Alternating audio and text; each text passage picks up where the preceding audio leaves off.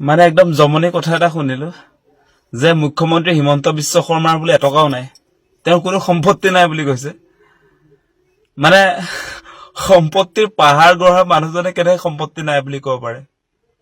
আজি বান্দিয়া ইণ্টাৰনেশ্যনেল স্কুলখন কাৰ? আপোনাৰ শ্ৰীমতীয়ে দেখোন উদ্বোধনী ভাষণত কৈ দিলে এইখন বোলে আপোনাৰ হয়। আজি নিউজ লাইভটো কাৰ হয়? আজি আপোনাৰ কাঞ্চনজুৰি চাহ বাগিচাটো কাৰ হয়? আজি চানমাৰী চাহ বাগিচা কাৰ হয়? আজি গুৱাহাটীৰ যে আপোনাৰ 4-5 ঠাইত যে মাটি আছে, আপোনাৰ এইটো আপোনাৰ খ্ৰীষ্টান বস্তি মাটিটো কাৰ? আজি গণেশগুৰিৰ মাটিটো কাৰ? নিউজ লাইভ, টাইম 8, 12-18, নিয়মীয়া বাৰ্তা এইবিলাক কাৰ? আচলতে এই প্ৰপাৰ্টি বিলাক কাৰ? আজি তিনিচুকীয়াৰ চানমাৰী চাহ বাগিচা আপোনালোকৰ নহয় নেকি?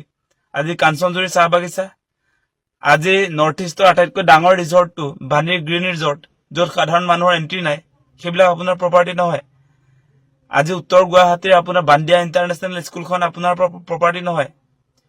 আজি নিউজ লাইভ, টাইম 8, নিয়মীয়া বাৰ্তা, 12-18, সেইবিলাক কাৰ প্ৰপাৰ্টি? খ্ৰীষ্টান বস্তিৰ মাটিখিনি কাৰ? আপোনাৰ জোৰদৰ মাটিখিনি কাৰ? গণেশগুৰিৰ মাটিখিনি কাৰ?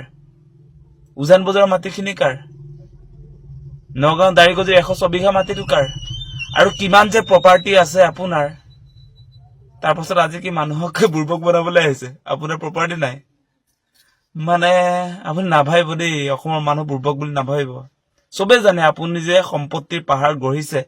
আপুনি মুখ্যমন্ত্ৰী হোৱাৰ পাছত আপুনি কংগ্ৰেছৰ দিনতো কিমান টকা পইচা সা সম্পত্তি গোটালে, সেই কথা কি অসমৰ মানুহে নাজানে? এটকাও নাই বোলে মুখ্যমন্ত্ৰীৰ। আমি পাগল তেনেহলে? কি কথা কয় বাৰু?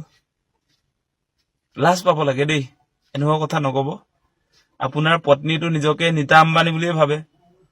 আমি জানো নহয় এইবিলাক কথা। কেলে এনেকুৱা কথা কবলৈ আহে? নকব, নুশুৱাই মানে নাচাজে আপোনাক নাচাজে, সেই কথা কেতিয়াও নকব দেই। নমস্কাৰ।